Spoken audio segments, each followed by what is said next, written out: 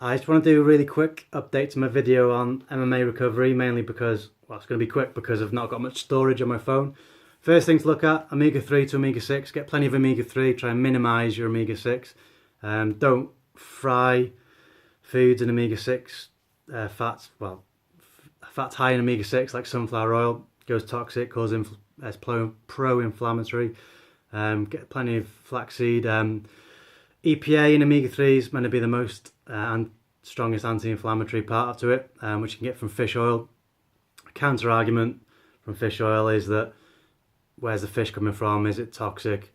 But research tends to say that omega-3 will reduce inflammation, good for depression too. Magnesium for muscle relaxation. Magnesium, kava. Kava is massive in Hawaii, California, Pacific Islanders. It's their national drink. Thought it was banned in the UK. Don't have it with alcohol. My friend did that and threw up for about 10 hours. It was horrific. Avoid it with alcohol. It's great for muscle relaxation. Look into it a bit though. Definitely magnesium. Possibly kava. Intra and post-workout nutrition. Make sure keep hydrated. Plenty of carbs post-training, especially if you train the next day. Foam roller. Get a lacrosse ball. You can also get vibrating foam rollers now as well. It's supposed to be good, not tried them. Try and use that every night. If you have a specific knot, just hold it. Hold where you feel the pressure on the knot, hold it for a minute.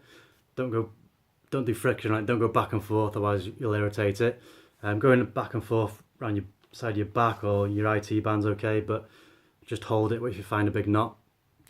Obvious stuff like generally just moving your body as much as you can, going through planes of motion, keeping your lymphatic system by moving. If you sit down all day and work, try not to sit down on the couch when you get home. Sit with your legs crossed. Have a look at Kundalini yoga as well, because it's quite kind of gentle yoga that you can do. People think you're mental, but when you're watching TV, you like Sufi grinds, we move like this, and extensions like this. Just keep your neck rolls as well, and Kundalini yoga. Try not to get enlightened during EastEnders though. Sit in the paleo squat as well. Good for your calf mobility, well, flexibility. So don't sit down. Try not to be too static. Wim Hof, cold exposure, cold showers, great anti-inflammatory.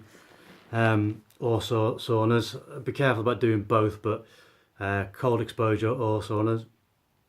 Don't eat any processed foods. They're inflammatory.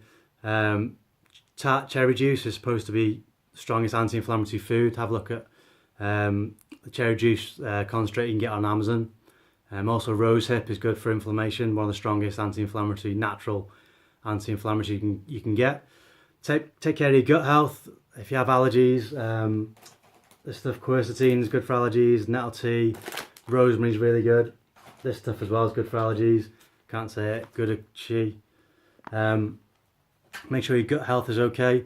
Look at fermented foods like sauerkraut. VSL3 is a great probiotic if you need to start off with that.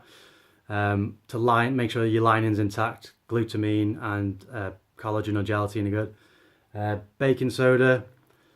If you've got really bad DOMS, lactic acid buildup, take 5 grams before you train and try 5 grams after as well. Kind of use at your own risk because it can give you the trots, so you need to look at your tolerance.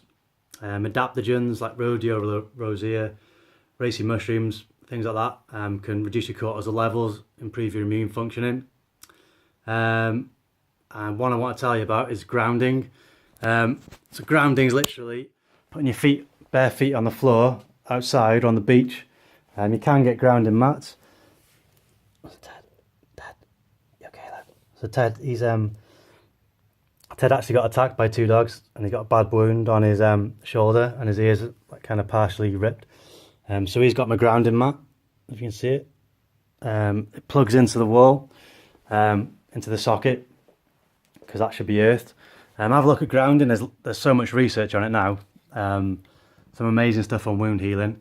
And finally, the other thing bring your attention to is a LightBox. Definitely in the winter, use that for half an hour in the daytime. I find my energy levels are much better. So just a few things for you to think about. Peace.